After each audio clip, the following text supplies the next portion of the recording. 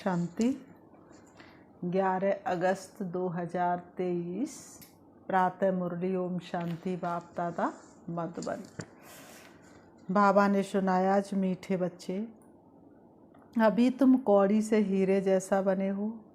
ईश्वर की गोद पाना ही हीरे जैसा बनना है। श्रीमत तुम्हें हीरे जैसा बना देती है।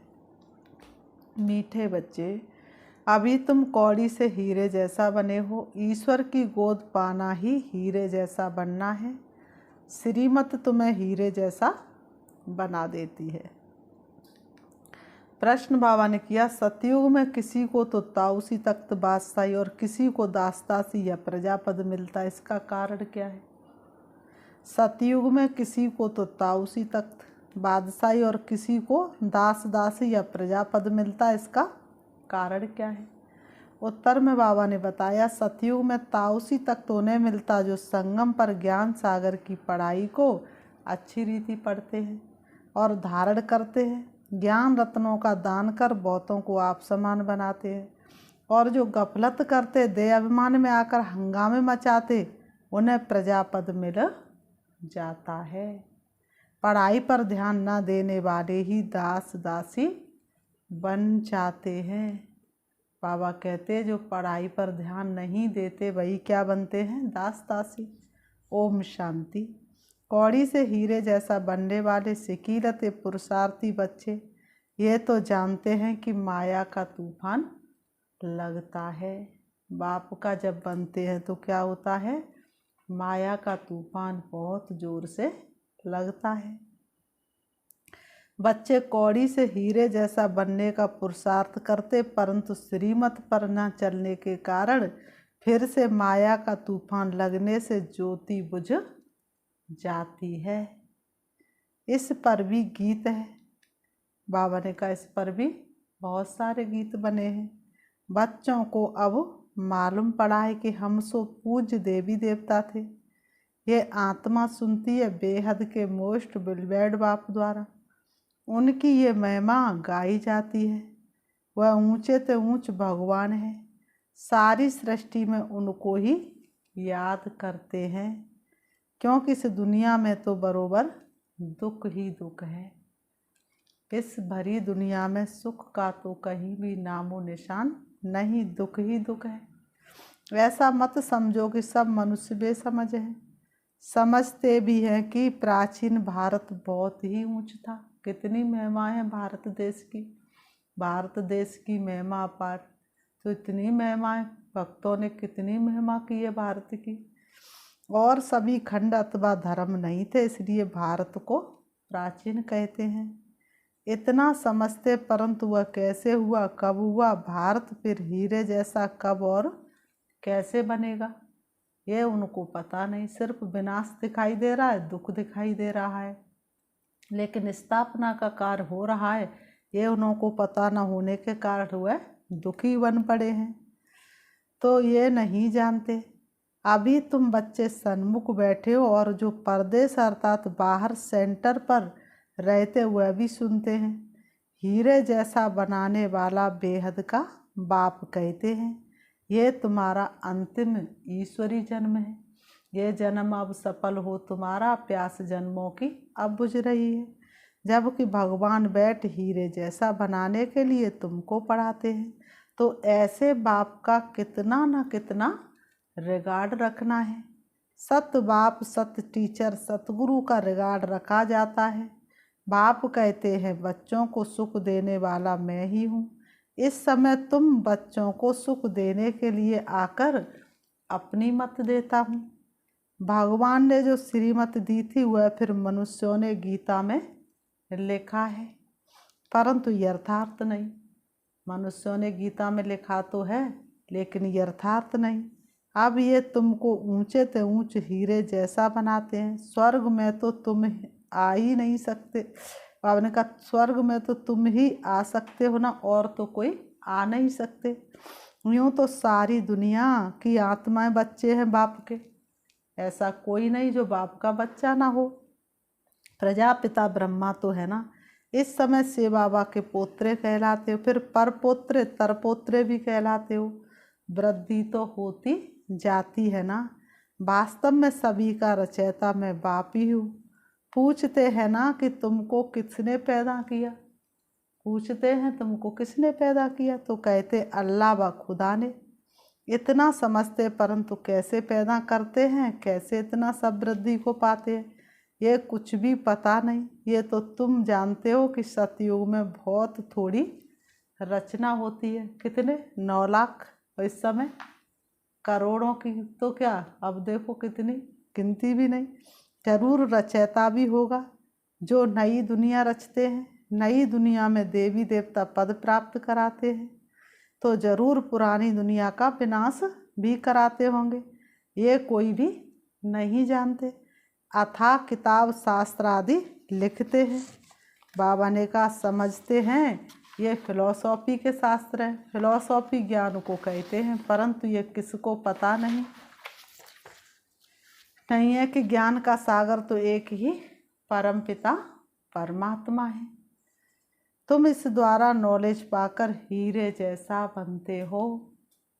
ईश्वर की गोद पाना ही, क्या कहेंगे, भगवान की गोद पाना ही हीरे जैसा बनना है। हीरे जैसा जन्म है, हीरे जैसा बनाने वाला बाप हमको हीरे जैसा बना रहा है। बलिहारी इनकी गाई जाती है। सतयुग में तो बलिहारी की बात ही नहीं, वहाँ तो ये ख्याल भी नहीं रहता। तुम अभी जानते हो हम अभी ना शूद्र हैं और ना ही देवता हैं, ना तो हम संपूर्ण देवता बने और ना ही हम शूद्र हैं। तो हम कौन हैं? अभी हम ब्राह्मण हैं। तुमको ही स्वदर्शन चक्रधारी कहा जाता है। यहाँ तुम स्वदर्शन चक्रधारी बन विष्णु कुल में जाकर राज्य करेंगे। इस समय 5 विकारों का गला काटेंगे, फिर विष्णु कुल में जाकर राज्य करेंगे। स्वदर्शन चक्रधारी कमल फूल समान तुमको यहाँ ही बनना है। यहाँ है पुरुषार्थ और वहाँ है प्रालब्धि। ऐसी बातें दुनिया में कोई नहीं जानते हैं। बाप कहते माया ने तुमको क्या कर दिया है, माया ने बिल्कुल तुमको क्या कर दिया है, तुच्छ बुद्धि बना दिया है। तुम हीरे जैसा देवी देवता थे, पहले तुमको पता नहीं था। दुनिया में तो अनेक मतें हैं, कोई क्या कहते कोई क्या कहते। ये दुनिया मायावी संसार में मनुष्यों की कितनी मत है। भगवान के बारे में भी हजारों मत हैं, कोई क्या कहते कोई क्या कहते। कोई कहते हैं मनुष्य मरते हैं फिर नए पैदा होते हैं, कोई कहते हैं कि जैसा संकल्प करते वैसा बन जाते हैं। अनेक प्रकार की मत वाले हैं। तुम हो श्रीमत पर चलने वाले, श्रीमत से तुम्हारी भी श्रेष्ठ मत बनती है। तुम ही जानते हो, सब तो नहीं जानेंगे। भले कोई लखपति पद्मपति है, परंतु इस ज्ञान में आना, बाबा ने कहा भले ही लखपति है, अरबपति है, भले ही शास्त्रों का भरपूर ज्ञान है, भले ही डॉक्टरी का इंजीनियरिंग का ज्ञान है, लेकिन इस ज्ञान में आना बड़ा मुश्किल है। कोर्टों में कोई ही आता है, क्योंकि साहूकारों पर लफड़े बहुत हैं। ड्रामा में नूदी ऐसी है जो गरीब ही ईश्वर की गोद लेते हैं, इसलिए बाह गरीबी बाह। ये रत तो उनका है ना, बाप दादा दोनों इकट्ठे हैं, ये तुम ही समझते हो।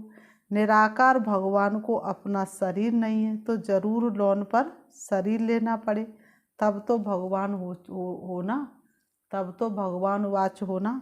श्री कृष्ण भगवान हो नहीं सकता।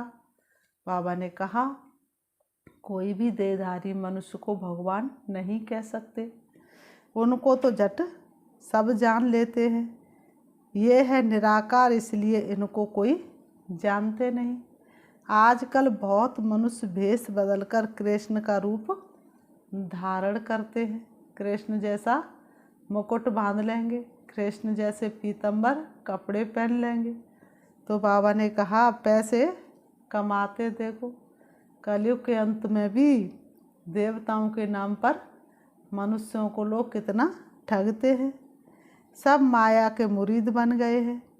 अभी तुम ईश्वर के मुरीद बनते हो। कोई तो 100% ईश्वर के मुरीद बने, उनकी शरण ली है, बाकी सब माया रावण की शरण में फंसे हुए हैं। बाबा ने समझाया है कि खास भारतवासी सब शोक वाटिका में, सारी दुनिया ही लंका है। उन्होंने तो शास्त्रों में हद की बातें लिख दी हैं। बेहद का बाप बेहद की बातें सुनाते हैं। तुम जानते हो कि अभी हम ईश्वर की गोद में हैं, फिर हम नई दुनिया के मालिक देवी देवता बनेंगे। वहाँ तो माया होती नहीं। सूर्यवंशी चंद्रवंशी बड़े साहूकार होते हैं, फिर जब वैश्यवंशी बनते तब हीरे जवाहरात के मंदिर बनाते हैं। पहले पहले जो हीरे जवाहरात के मंदिर बनाते वे ऐसे महलों में रहते हैं। इसलिए गाया जाता है कि भारत हीरे जैसा था। इसलिए भक्तों ने भारत को कैसा दिखाया है? हीरे जैसा दिखाया। भारत को क्या कहा? सोने की चिड़िया कहा। भारत विश्व गुरु कहलाया।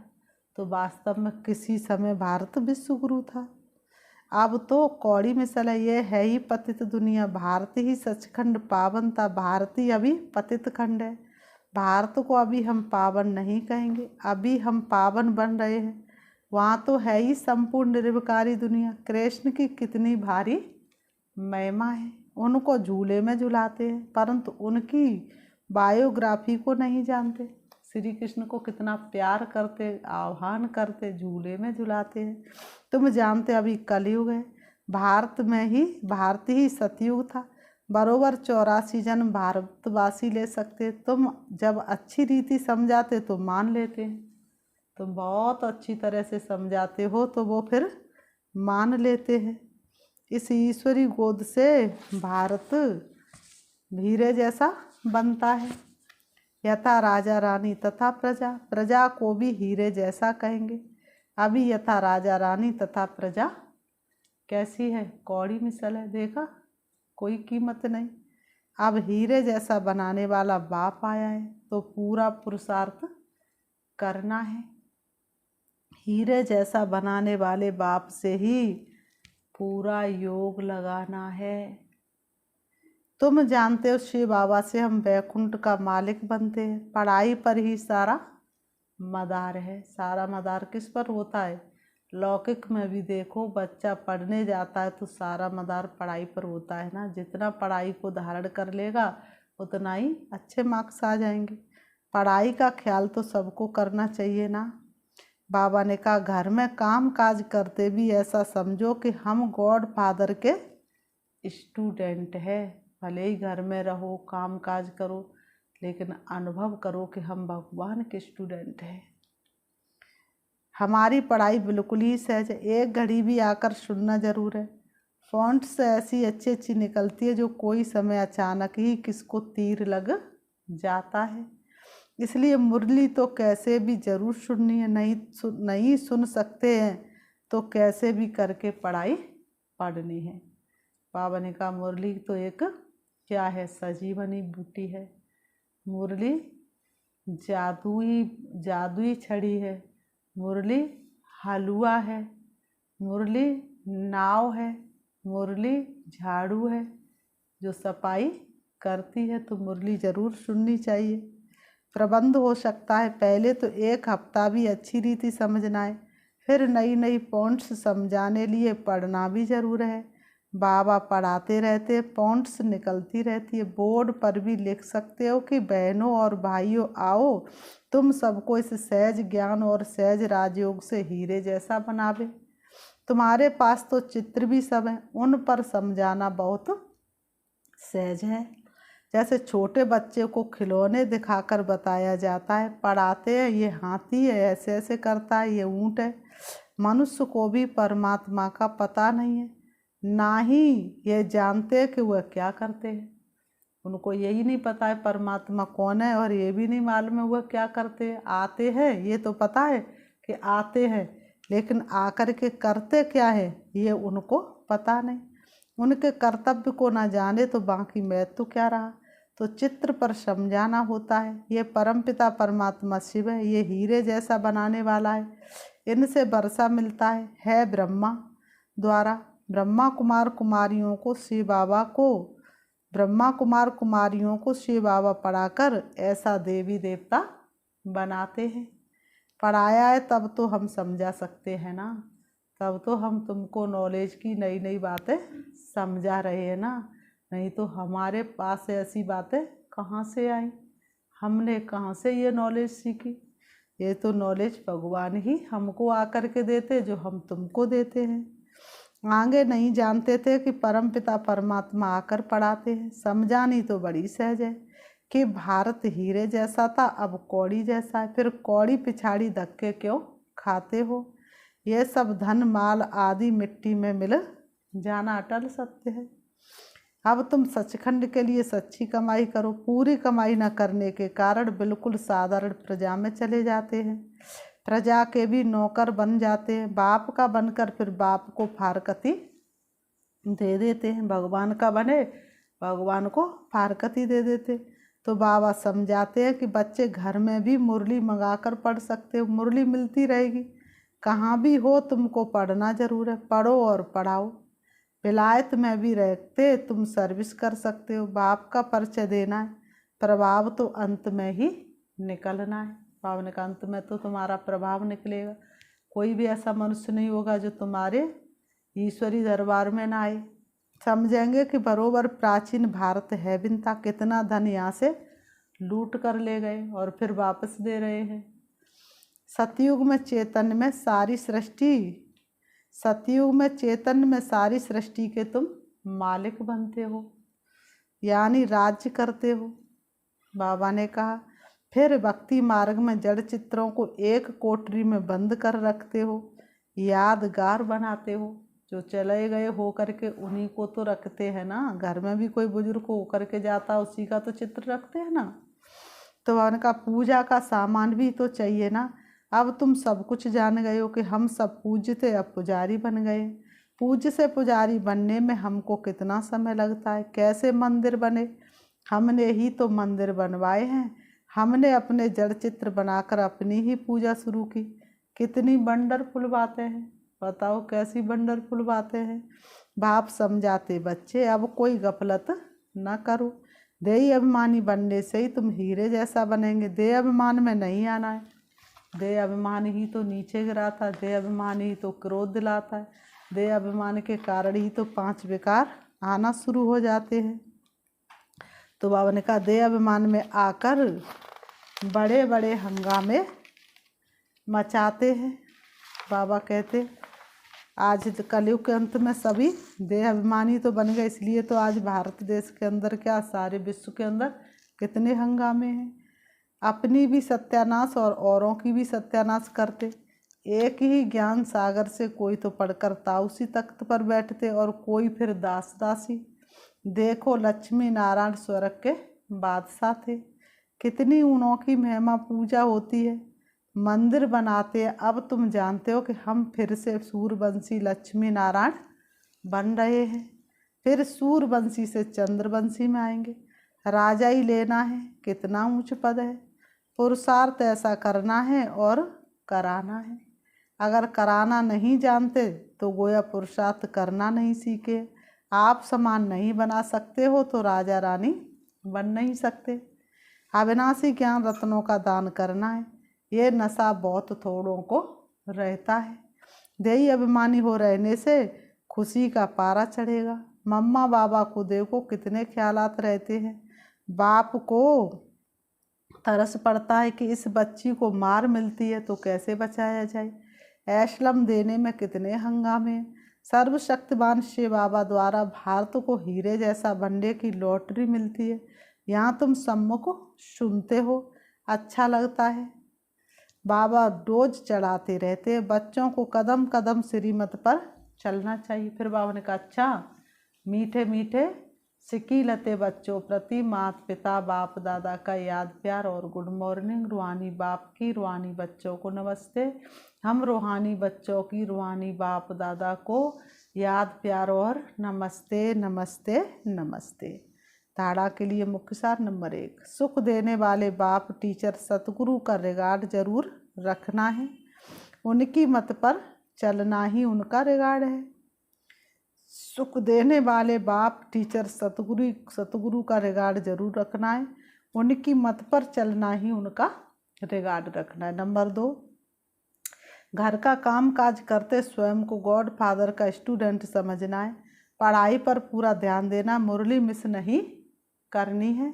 सचखंड के लिए सच्ची कमाई करनी है। वरदान, पास्ट, प्रेजेंट और फ्यूचर को जान, माया जीत बनने वाले मास्टर त्रिकालदर्शी भव। पास्ट, प्रेजेंट और फ्यूचर को जान, माया जीत बनने वाले मास्टर त्रिकालदर्शी भव।